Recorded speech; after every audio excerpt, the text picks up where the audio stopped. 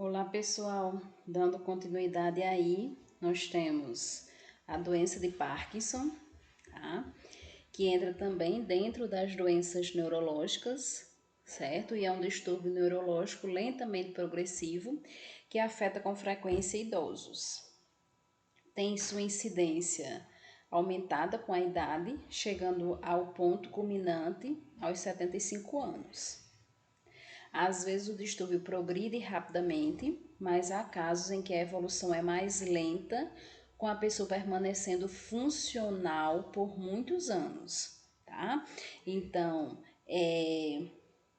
assim como o Alzheimer, né, o Parkinson, ele é uma doença crônica, né, e gradativa, tá? Só que no Parkinson, algumas vezes, né, principalmente quando é não tratada, ela pode progredir rapidamente. Porém, com o tratamento, essa evolução ela vai progredindo mais lentamente, onde o paciente ele pode ficar muitas vezes realizando alguns movimentos, né, por muito tempo e só não consegui-los mais movimentar, né, quando a doença ela já está bem evoluída, tá? Então, nós vemos aqui a causa, certo?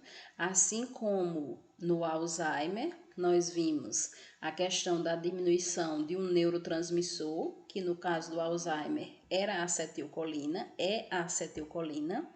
Aqui no Parkinson, nós vemos a questão da dopamina, tá? Da diminuição da dopamina. Então, vocês veem aqui dois recortes, tá? No primeiro recorte, vocês estão vendo, né, uma sinapse nervosa normal, onde ocorre uma transferência da dopamina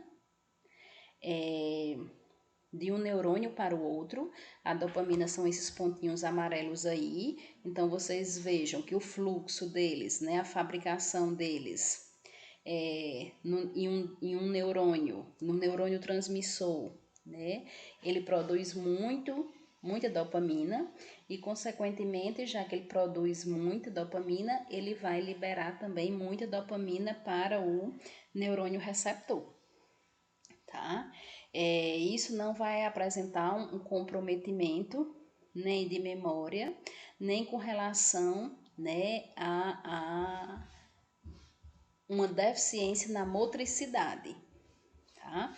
Já no paciente com Parkinson, tá? Vocês observam que o neurônio transmissor, ele vai produzir pouca dopamina e, consequentemente, vai liberar pouca dopamina para o neurônio receptor, tá? O que faz com que o paciente apresente os sintomas característicos do Parkinson, que são aí a questão, né, um desequilíbrio, uma desregulação na questão motora, tá?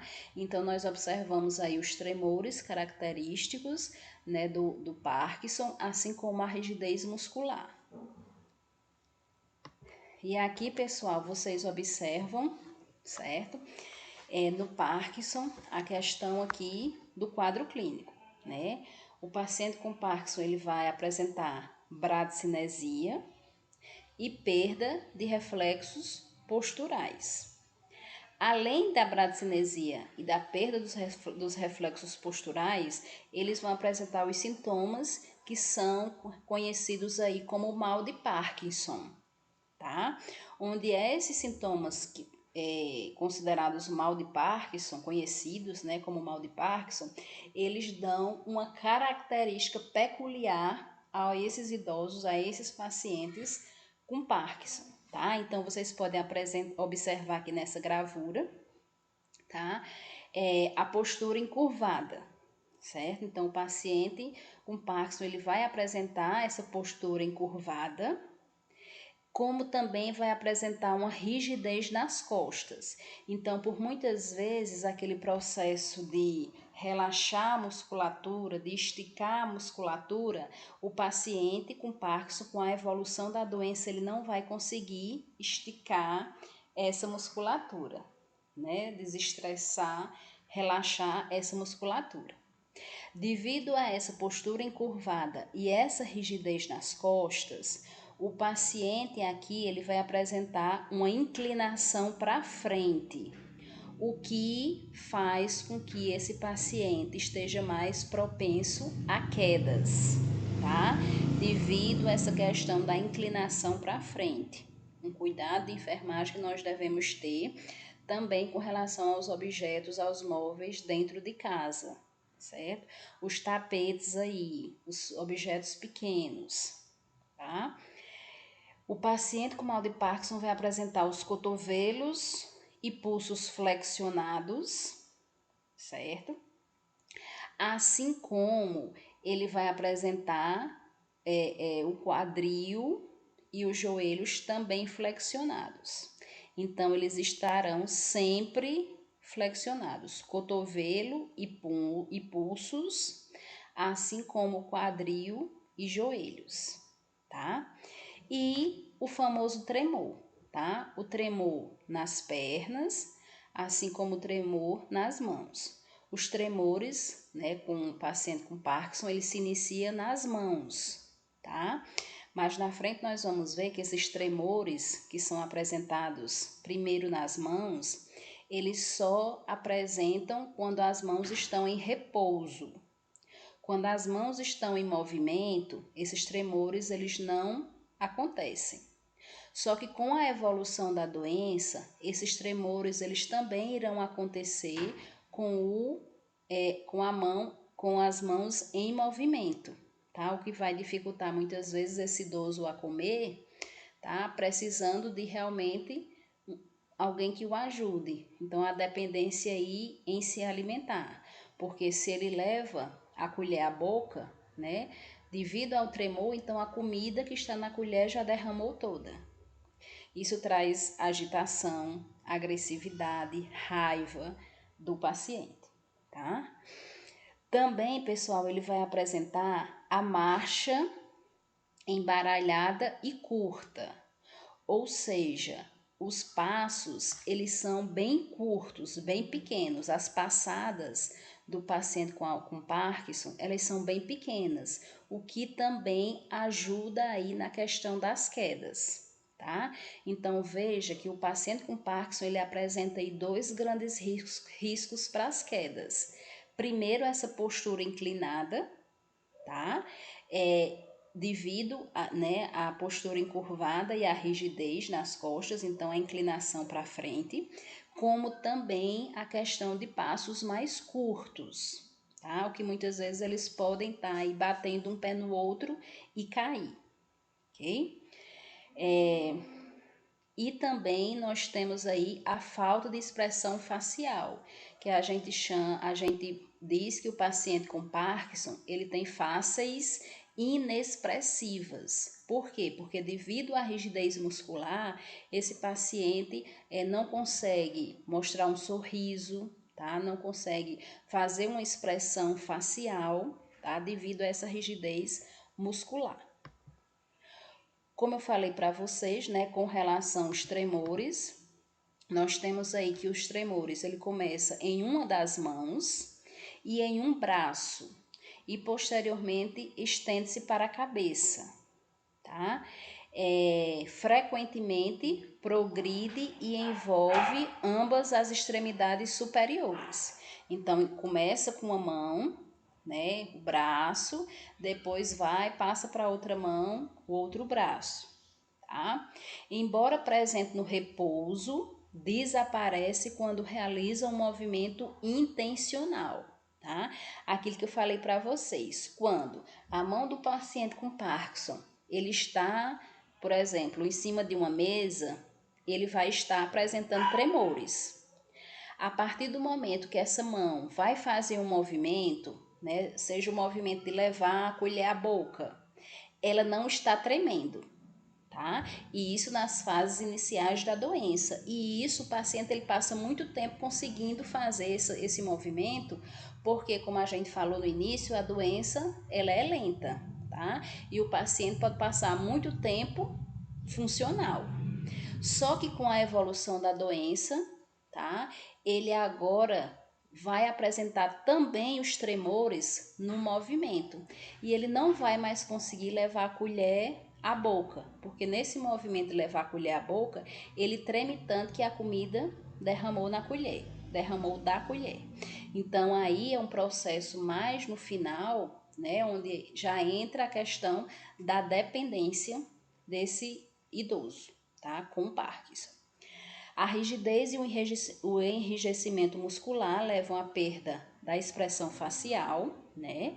Como nós já falamos, ele apresenta faces inexpressivas e aumenta o risco de quedas. Esse risco de quedas, né, é devido à postura inclinada para frente, né, a curva ou as costas encurvadas, além da questão dos passos bem curtos, onde muitas vezes ele pode estar tropeçando um pé no outro, tá? Então veja, pessoal, com a evolução da doença, o paciente com Parkinson, ele vai realmente tornar-se meio robótico, tá? Com uma rigidez muscular, o que muitas vezes, né, lá para o final, ele realmente já não consegue mais fazer muitos dos seus movimentos.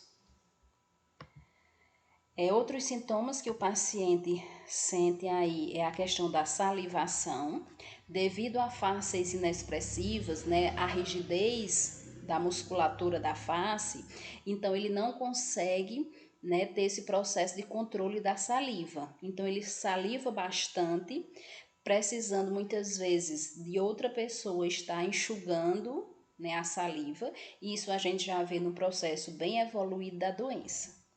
Constipação, incontinência urinária, né? Aí nós temos também, devido a essa rigidez muscular, uma complicação com relação ao controle dos esfíncteres, função sexual diminuída, fala lenta. Essa fala lenta, ele vai precisar de um fono para ajudar nesse processo, tá? Essa fala lenta, ela vem pela dificuldade de movimentar a musculatura do rosto. Depressão, né? Essa depressão é devido todo o processo que ele observa que está tendo com relação à rigidez muscular, tá?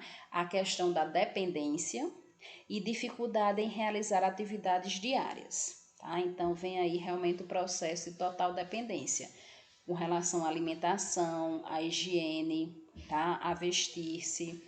Então a doença progride por cerca de 10 anos, época em que ocorre a morte, geralmente por pneumonia e outra infecção, tá? Essa questão de pneumonia, né, que ela já bem, ou infecção, né, é quando a doença ela já está bem evoluída, né, onde o paciente já está bem dependente, ele já está bem dependente dos cuidadores, tá?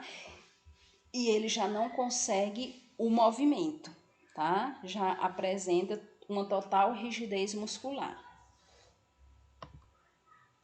O diagnóstico entra aí a questão física, né, clínica, assimetria no início dos sintomas, presença de tremor de repouso, que nós já vimos que vai evoluir para o movimento.